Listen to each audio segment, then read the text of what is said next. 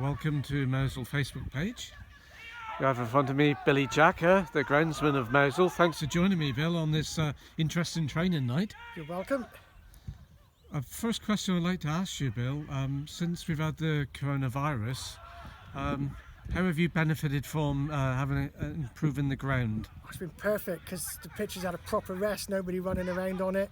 We haven't had to spend as much money on it, and it's just looked after the pitch, been brilliant for it. It's come on as best it's ever been since I've been here.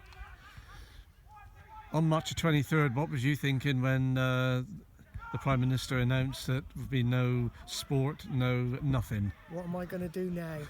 Yeah, no football. More importantly, what's the dog going to do now? Yeah, but because we miss all the boys are up here most days during the week and stuff, and they're training, and it's a nice place to be. But it is what it is. We've had to knuckle down and get on with it. Another question I want to ask you. Obviously, you're the groundsman. A lot of people on the Facebook page don't know who you are. Just before we spoke, I think your doggy's trying to get in the picture in a minute. Before we come on camera, I said to you that I played football with you at Pendeen. Can you tell the people on Facebook who you actually played football for? Played most of my football for Marazion when they were in the combination league many years ago, 70s, 80s. I played 570 odd times for them. I played a couple hundred times for Ludgvan. Very short spell in Penzance, and an even shorter spell up at Pendeen. Always went back to Marazion. That was my club, and I loved the place until I eventually came here, moved over to here, got involved with Mosul, and wish I did it 20 years ago, because by far the best club I've ever been involved with. How long have you been actually doing the ground there, Billy? On my own, I've been doing it for 2.5 years. When Mike sort of semi-retired, I took it on. Didn't realise how much it was involved in it until I took it on and went, oh Christ, what have I done now? But absolutely love it.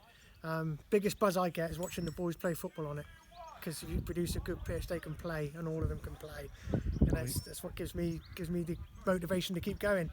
We've seen some good sides here over the last couple of years, home opposition as well. There's been some exceptional talent on show here. Yeah.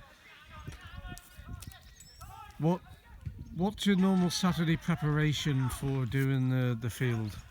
Normally, weather permitting, is Saturday morning up first thing, cut the pitch. I always try and cut it match day if I can, to stripe it up, make it look nice for them, because they like that, bless them. Get it as zippy as I can for them, because I say they like it, short and fast. Mark it, flags out.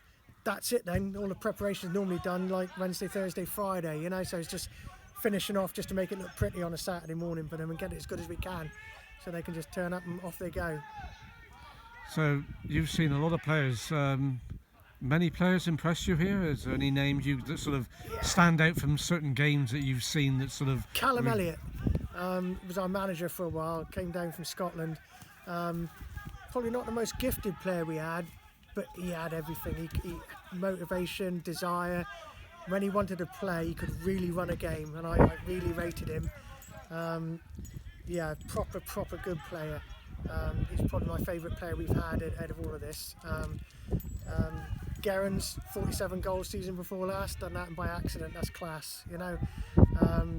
Mark Richards. If you say Gerrans, it's Gerrans James the Predator, as we know him at the club. The Predator, as he's known in the club. Yeah, great player, great bloke. But that's probably one of the best things. We've got Stevie Burt, Mark Richards, top players, but they're also top people. You know, footballers get a bad press everywhere, no matter what level of football you play at. But we're lucky here. We've got some really good people, you know, and they are good people. And they're a pleasure to watch every week, you know, and you don't mind doing anything for them because they're good people.